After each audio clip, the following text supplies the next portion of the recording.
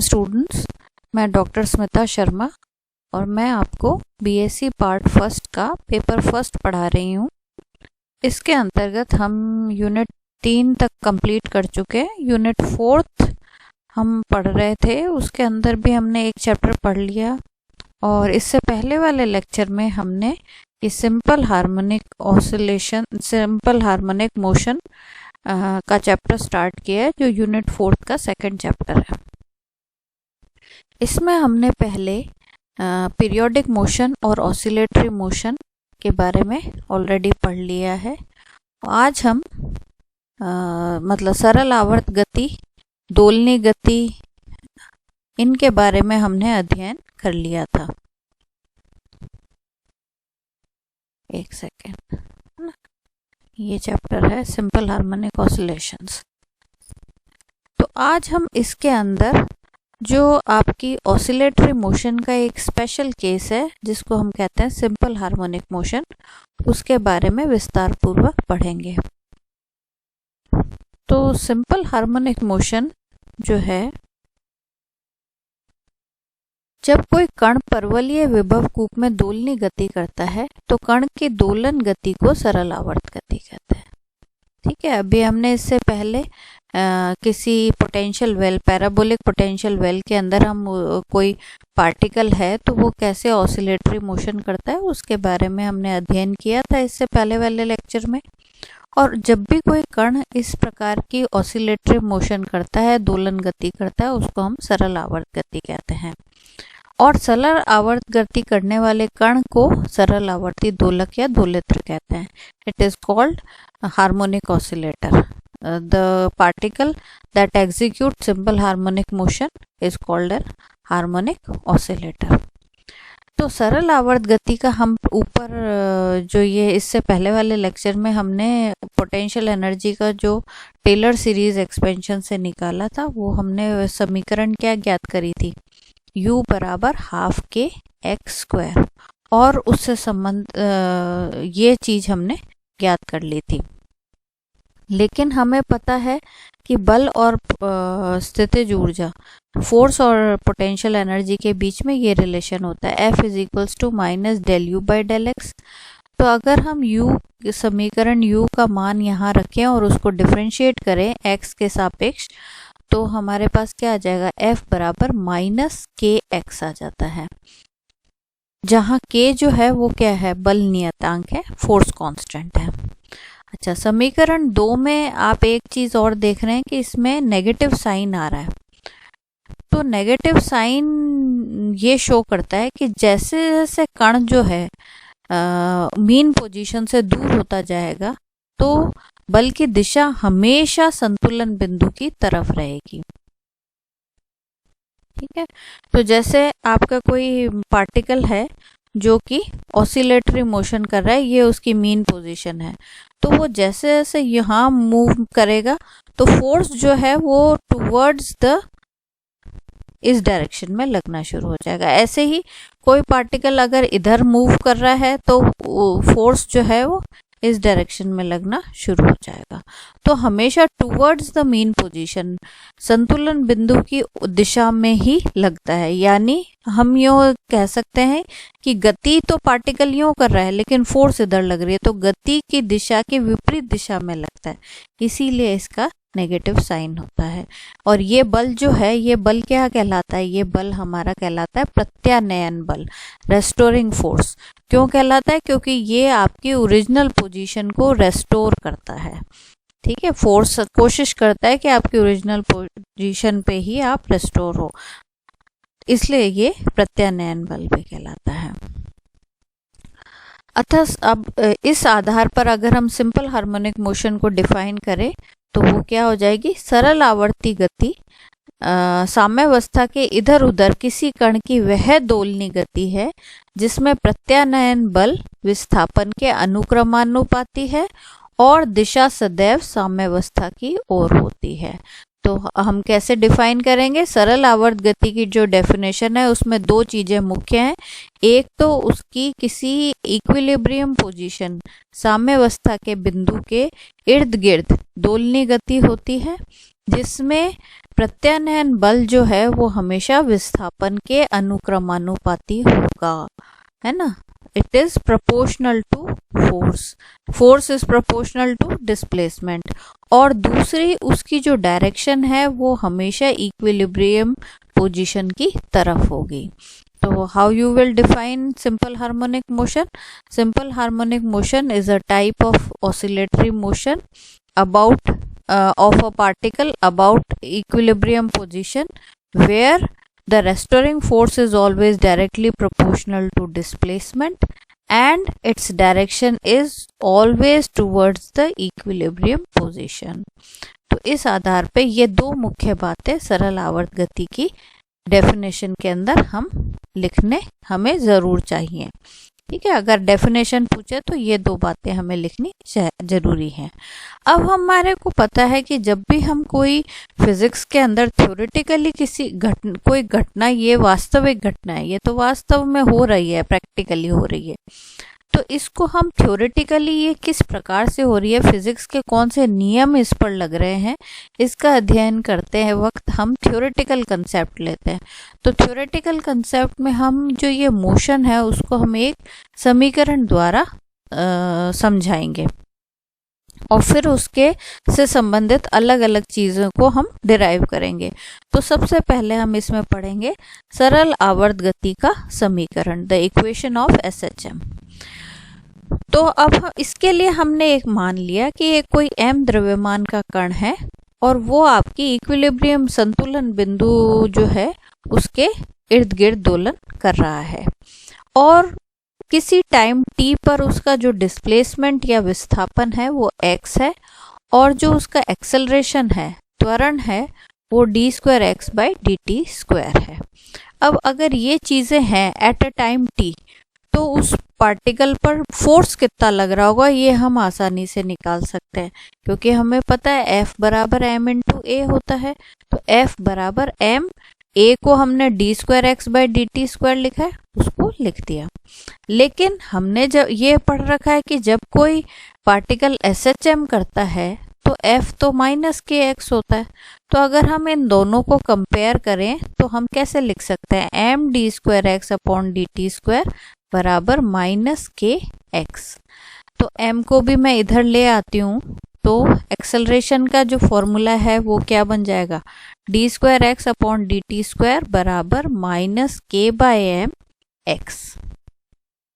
अब हम क्या कर रहे हैं, k/m को हमने ω0² एक टर्म से मान लिया, सपोज कर लिया। ठीक है, तो हम इस समीकरण 3 को अब कैसे लिख सकते हैं, d2x/dt², अगर मैं इसको वापस लेफ्ट हैंड साइड पे लेके आऊं तो प्लस ω0² इज इक्वल्स टू 0। तो ये जो इक्वेशन है जहां ω0², याद रखिए ω0² क्या है, ω0² है हमारी k/m के बराबर।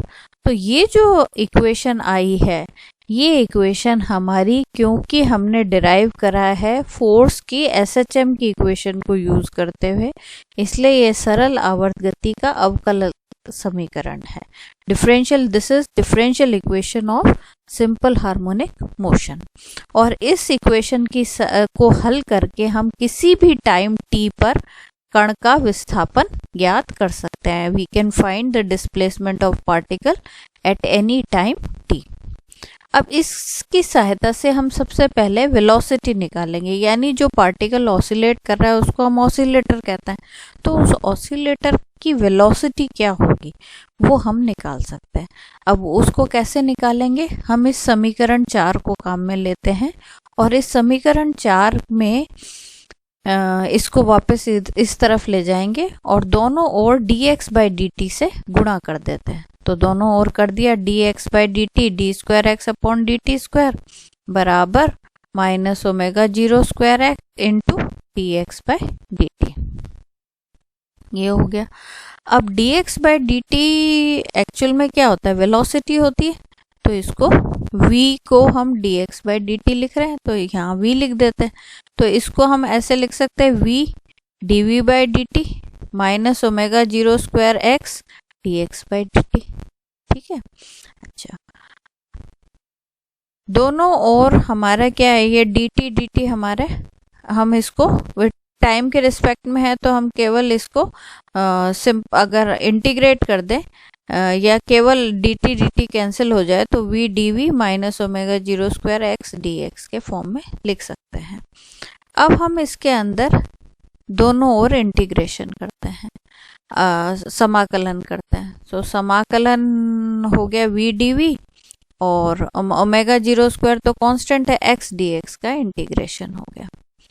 तो हमने यहाँ पर अभी सिंपल इंटीग्रेशन करा तो ये v square upon t is equals to minus omega 0 square x square upon 2 plus सी।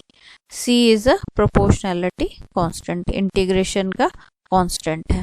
अब ये इंटीग्रेशन का कांस्टेंट हम क्या कर सकते हैं, किसी बाउंड्री कंडीशन से निकाल सकते हैं।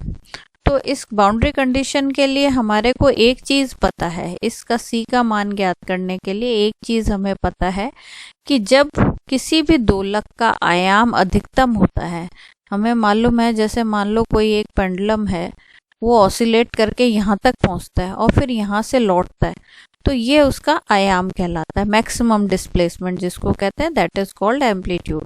लेकिन आयाम यहाँ से ये लौटता क्यों है, जब उसकी वेलोसिटी 0 हो जाती है तब वो लौटता है। ठीक है, तो इसका मतलब क्या हो गया कि जब आयाम की स्थिति पर दोलक का वेग 0 होता है, अर्थात यदि दोलन का आयाम a हो तो x बराबर a पर dx बाई dt या v का मान 0 होगा। तो हम यही रखते हैं, यहाँ हमने रख दिया 0 और यहाँ रख दिया हमने a स्क्वायर, इससे c का मान हमारा निकाला जा सकता है। तो इस प्रकार c का जो मान है वो आ गया हमारा omega 0 square a square by 2। इस मान को ऊपर रख देते हैं तो v स्क्वायर जो है वो नए रूप में आ जाएगा, v स्क्वायर अपॉन 2 बराबर minus omega 0 square x square upon 2 plus omega 0 square a square upon 2 आ गया, है ना। अब 2 थ्रू आउट कैंसिल हो गया और अगर हम v का भी अंडर रूट ले तो ये तो हो जाएगा ओमेगा 0 का ओमेगा ही 0 हो जाएगा, होल स्क्वायर था, और ये आ जाएगा a square minus x square. तो v जो है ये चीज आपकी वेलोसिटी ऑफ द ऑसिलेटर निकल गई। अब हम निकालना चाहते हैं दोलक का विस्थापन।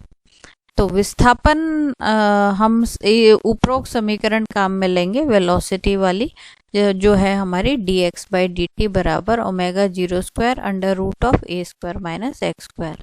अब x का मान ज्ञात करना है तो हमें पता है इसके अंदर हम अगर इसको रीअरेंज करके लिखें तो हम इसको ऐसे लिख सकते हैं, dx under root upon under root of a square minus x square बराबर ओमेगा 0 dt। मैंने क्या करा, x की टर्म एक तरफ और टाइम की टर्म एक तरफ कर दी और फिर उसको दोनों तरफ इंटीग्रेट करा। तो इंटीग्रेशन करने पर ये जो है ये तो हमारी sine inverse x by a का फॉर्म है, तो इसको इंटीग्रेशन हो गया।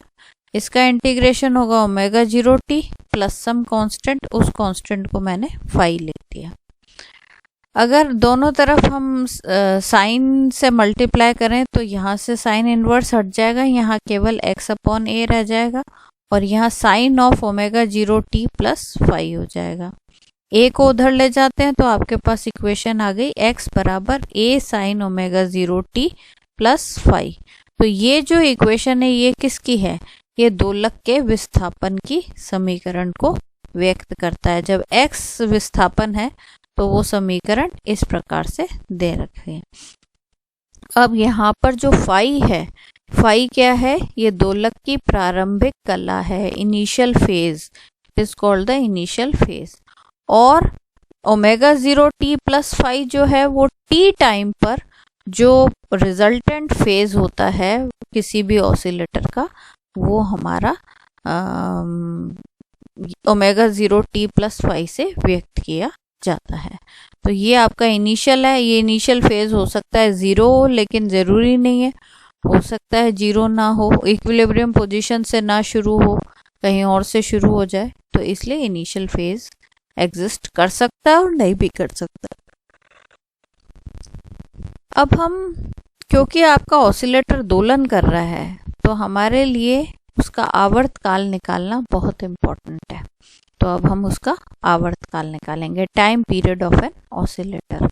तो हमने पहले निकाला था, अभी विस्थापन का जो इक्वेशन निकाली है वो क्या निकाली है, a sin omega 0 t plus 5, ये निकाली है। अच्छा,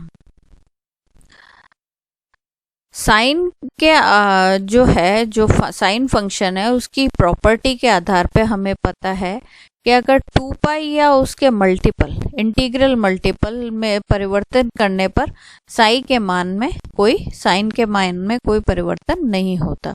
तो हमें पता है, जैसे अगर हमने साइन थीटा लिखा या साइन 2 पाई प्लस थीटा लिखा या साइन 4 पाई प्लस थीटा लिखा, इन सभी का एक जैसा सा मान होता है। तो हम इसके अंदर फाई की, यहाँ पर हमने क्या करा, यहाँ पर हमने ओमेगा 0 टी को अगर हम थीटा माने तो हम इसमें अगर 2 पाई जोड़ दें तो भी वही मान रहेगा, x के बराबर ही। 4 पाई जोड़ दें तो भी वही मान रहेगा। तो मैंने यहाँ पे क्या करा, इस वाली समीकरण में ओमेगा 0 टी के साथ 2 पाई जोड़ दिया। ठीक है, अब हमने क्या करा, इसको ओमेगा 0 को इन दोनों टर्म्स में से कॉमन ले लिया, इन दोनों टर्म्स में से। तो क्या आएगा, t तो रह जाएगा और यहाँ 2 पाई अपॉन ओमेगा 0 प्लस 5 हो गया। अच्छा, अब t प्लस 2 पाई ओमेगा 0 को मैंने ये, क्योंकि ये तो टाइम का फैक्टर है तो इसको मैंने t डैश टाइम मान लिया।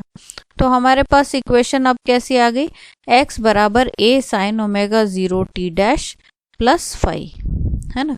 अब चूंकि t डैश समय पर भी दोलक का विस्थापन पुनः x के बराबर आता है, अर्थात गति की जो है यहाँ पर क्या हो रही है, पुनरावृत्ति हो रही है, यानी रिपीटिशन शुरू हो गया। तो हमें पता है आवर्तकाल क्या होता है, जब पूर्व स्थिति में आ जाता है उस समय तक एक दोलन में लगा समय हमारा आवर्तकाल होता है।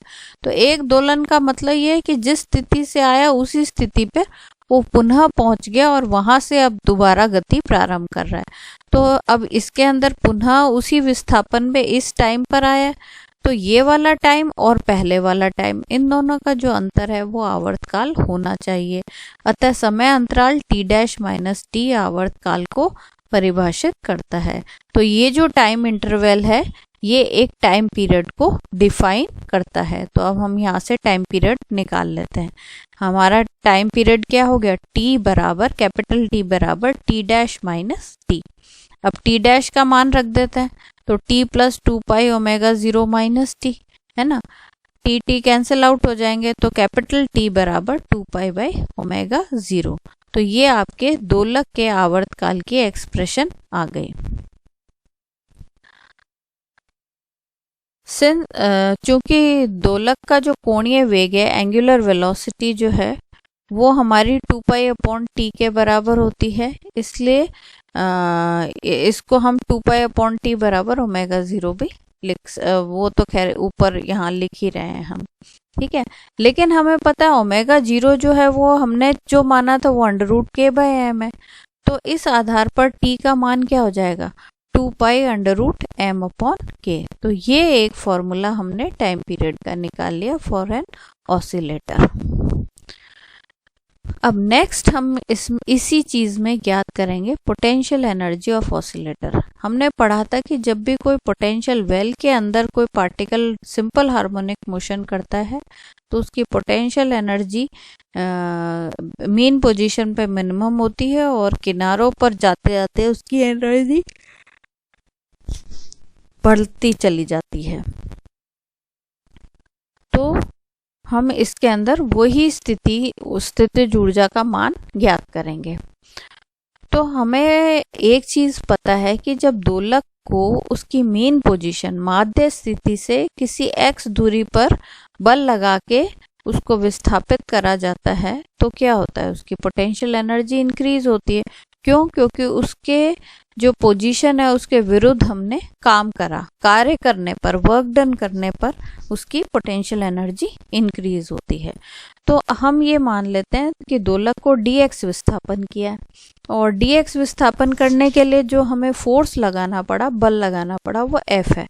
तो हम वर्क डन कैलकुलेट कर सकते हैं। वर्क डन हमारा F into force into displacement होता है, बल इंटू विस्थापन। तो जो वर्क है dw वो F dx लिख सकते हैं, है ना। अतः दोलक को साम्यावस्था से x दूरी पर विस्थापन में बल F के विरुद्ध किया गया कुल कार्य, तो अब ये तो हमने स्मॉल डिस्प्लेसमेंट के लिए निकाला, तो टोटल अगर हम x डिस्प्लेसमेंट करते हैं तो हमारा टोटल वर्क डन क्या हो जाएगा, इसका इंटीग्रेशन है ना, इंटीग्रेशन dw, तो इंटीग्रेशन ऑफ f dx, तो f dx का इंटीग्रेशन कर दिया 0 to x। यहाँ पर नेगेटिव साइन इसलिए आया क्योंकि ये बल जो है बल के विरुद्ध किया गया कार्य है। अच्छा, ये f integration minus F D x हो गया, और ये हमारा पोटेंशियल एनर्जी के अंदर में वृद्धि के बराबर होगा। तो इनिशियल पोटेंशियल एनर्जी u0 और बाद में u थी, तो इसका डिफरेंस हमारा वर्क डन के बराबर होगा। अब ये भी हम मान सकते हैं कि इनिशियल पोजीशन या मीन पोजीशन या साम्यावस्था की स्थिति पे जो पोटेंशियल एनर्जी है वो सपोज करो 0 है, 0 होती नहीं है, लेकिन हम उसको रिलेटिवली मान सकते हैं कि यहाँ पर 0 है और उसके रिलेटिव हम निकाल सकते हैं। तो ऐसी स्थिति में u0 को हम 0 प्लेस कर देते हैं, तो आपका फॉर्मूला क्या हो गया, u बराबर minus of 0 F D x integration 0 to x F D x. अब इसको हमारे पास पता है फोर्स, तो सिंपल हार्मोनिक मोशन में फोर्स की डेफिनेशन हम पहले ही दे चुके हैं, वो किसके बराबर होती है, माइनस के एक्स के बराबर होती है। उसको यहाँ प्लेस कर देते हैं, यहाँ कर दो, तो माइनस के एक्स रखेंगे तो ये साइन पॉजिटिव हो जाएगा, के हमारा इंटीग्रेशन से बाहर आ जाएगा, तो के एक्स डी एक्स का इंटीग्रेशन करेंगे, इंटीग्रेशन करेंगे तो एक्स हाफ के एक्स स्क्वायर आ जाएगा। ये पोटेंशियल एनर्जी का सूत्र आ गया। अब हमारे पास ये सिंपल हार्मोनिक ऑसिलेटर के लिए x का मान भी हम निकाल चुके हैं, कितना निकाला था, a sin omega 0 t plus 5, तो ये मान हम यहाँ रख देते हैं, तो हमारे पास u का मान क्या आ जाएगा, हाफ के A square sine square omega 0 t plus 5। अच्छा, साथ ही साथ हमें पता है k का जो मान है वो किसके बराबर होता है, हमने ये पढ़ा था ओमेगा 0 स्क्वायर जो होता है वो k बाय m होता है, तो k का मान हो गया m ओमेगा 0 स्क्वायर, ये मान रख देते हैं, तो u का मान क्या आ गया, half m omega 0 square a square sine square omega 0 t plus 5। ये हमारा क्या आ गया, पोटेंशियल एनर्जी का किसी ऑसिलेटर के लिए जो इसका व्यंजक आ गया, उसका फॉर्मूला आ गया। अब इसी के साथ हम उसके मैक्सिमम और मिनिमम वैल्यूज भी निकाल सकते हैं। अब देखो इसके अंदर m constant, omega 0 square constant, आयाम a जो है वो कांस्टेंट, तो ये इसका मैक्सिमम और मिनिमम मान इस साइन की वैल्यू पर निर्भर करेगा। तो हमारे जो मान है दोलक के स्थितिज ऊर्जा का मिनिमम मान निकाल लेंगे। मिनिमम कब होगा, u मिनिमम का जो मान है वो 0 होगा। कब होगा, जब ये साइन का मान 0, साइन का मान 0 कब होगा, जब ओमेगा 0 t प्लस 5 0 हो, पाई हो, कुछ भी हो, तब u मिनिमम 0 हो जाएगा, u मिनिमम होगा और उसका मान 0 हो जाएगा। ऐसे ही अब हम निकाल सकते हैं u मैक्सिमम। मैक्सिमम मान कब होगा, जब इसका मान अधिकतम हो। अब इसका मान अधिकतम कब होता है, जब ये इसका मान π/2 के बराबर हो, है ना, तो ये π/2 होगा, तो u मैक्सिमम कितना हो जाएगा, ये तो 1 हो जाएगा, साइन स्क्वायर ये तो 1 हो जाएगा, ये हो जाएगा half m omega 0 square a square. तो इस प्रकार से हमने पोटेंशियल एनर्जी निकाल ली, है ना। अब हम इसके अंदर मीन पोटेंशियल एनर्जी भी निकालेंगे, लेकिन वो नेक्स्ट लेक्चर में निकालेंगे। साथ ही हम काइनेटिक एनर्जी को भी फाइंड आउट करेंगे। धन्यवाद।